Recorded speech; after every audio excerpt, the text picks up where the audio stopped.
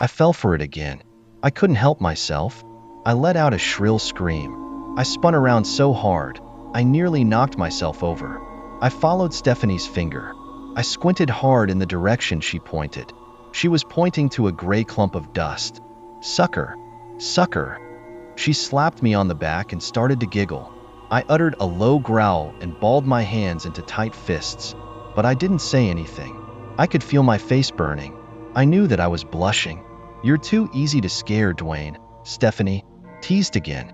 "Admit it." "Let's just get back to the tour," I grumbled. "No way, Duane. This is fun. Let's try the next room. Come on." When she saw that I wasn't following her, she said, "I won't scare you like that anymore. Promise." I saw that her fingers were crossed, but I followed her anyway. What choice did I have? We crept through the narrow hall that connected us to the next room, and found ourselves in Andrew's room. Poor, headless Andrew. It still had all his old stuff in it. Games and toys from 100 years ago. An old-fashioned wooden bicycle leaning against one wall. Everything just the way it was. Before Andrew met up with the sea captain's ghost, a lantern on the dresser cast blue shadows on the walls.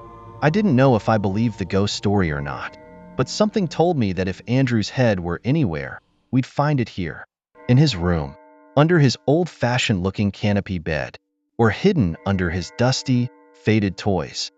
Stephanie tiptoed over to the toys. She bent down and started to move things aside. Little wooden bowling pins, an old-fashioned board game, the colors all faded to brown, a set of metal toy soldiers. "Check around the bed, Duane," she whispered. I started across the room. "Steph, we shouldn't be touching this stuff. You know the tour guides never let us touch anything." Stephanie set down an old wooden top. "Do you want to find the head or not? You really think there's a ghost head hidden in this house? Duane, that's what we're here to find out, right?" I sighed and stepped over to the bed. I could see there was no use arguing with Stephanie tonight. I ducked my head under the purple canopy and studied the bed. A boy actually slept in this bed, I told myself. Andrew actually slept under this quilt 100 years ago. The thought gave me a chill.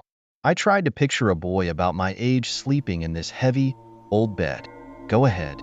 Check out the bed," Stephanie instructed from across the room. I leaned over and patted the gray and brown patchwork quilt. It felt cold and smooth. I punched the pillows. They felt soft and feathery. Nothing hidden inside the pillowcases. I was about to test the mattress when the quilt began to move. It rustled over the sheets. A soft, scratchy sound.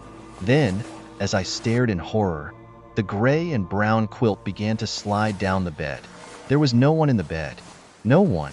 But someone was pushing the quilt down to the bottom of the bed.